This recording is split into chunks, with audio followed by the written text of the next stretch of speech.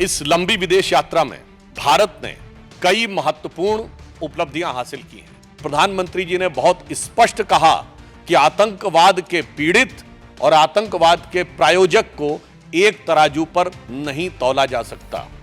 भारत अब विश्व की चौथी बड़ी अर्थव्यवस्था हो गया है और शीघ्र ही तीसरी बड़ी अर्थव्यवस्था बनने जा रहा है। तो हमारे आर्थिक हित और सामरिक हित बहुत से महत्वपूर्ण मटेरियल्स के ऊपर निर्भर है। इस लंबी विदेश यात्रा में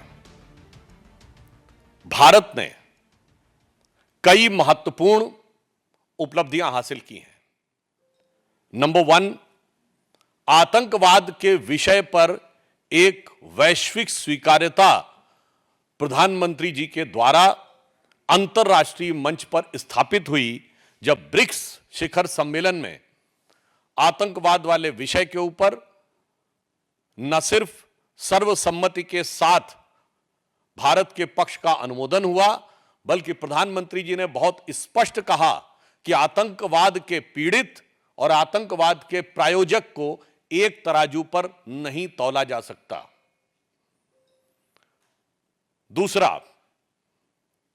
भारत अब विश्व की चौथी बड़ी अर्थव्यवस्था हो गया है और शीघ्र ही तीसरी बड़ी अर्थव्यवस्था बनने जा रहा है।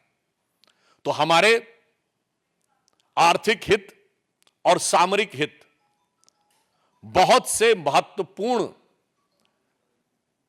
मटेरियल्स के ऊपर निर्भर है, जिनमें रेयर अर्थ मेटल्स,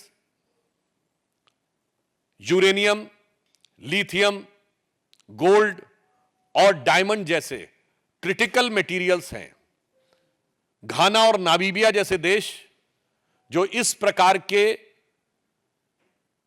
तत्वों की प्राकृतिक रूप से बड़ा संग्रह उनके पास है, उन देशों के साथ भारत का एग्रीमेंट होना न सिर्फ भारत को आत्मनिर्भर बनाता है, बल्कि क्रिटिकल रेयर अर्थ मटेरियल के लिए किसी एक देश पर अत्यधिक निर्भरता से मुक्ति भी दिलाता है।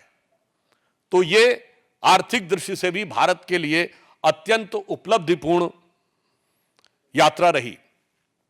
तीसरा, भारतवंशी समुदाय यानी इंडियन डायस्पोरा आज पूरे विश्व में एक बहुत प्रभावी और सृजनात्मक भूमिका निभाने वाला समुदाय है।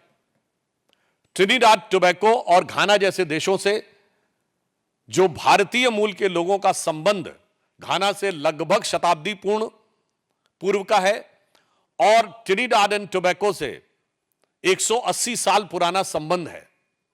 आप सभी ने देखा कि ट्रिनिडाद की प्रधानमंत्री जो कमला विश्वेश्वर जी हैं, वो मूलतः बिहार के बक्सर की रहने वाली हैं।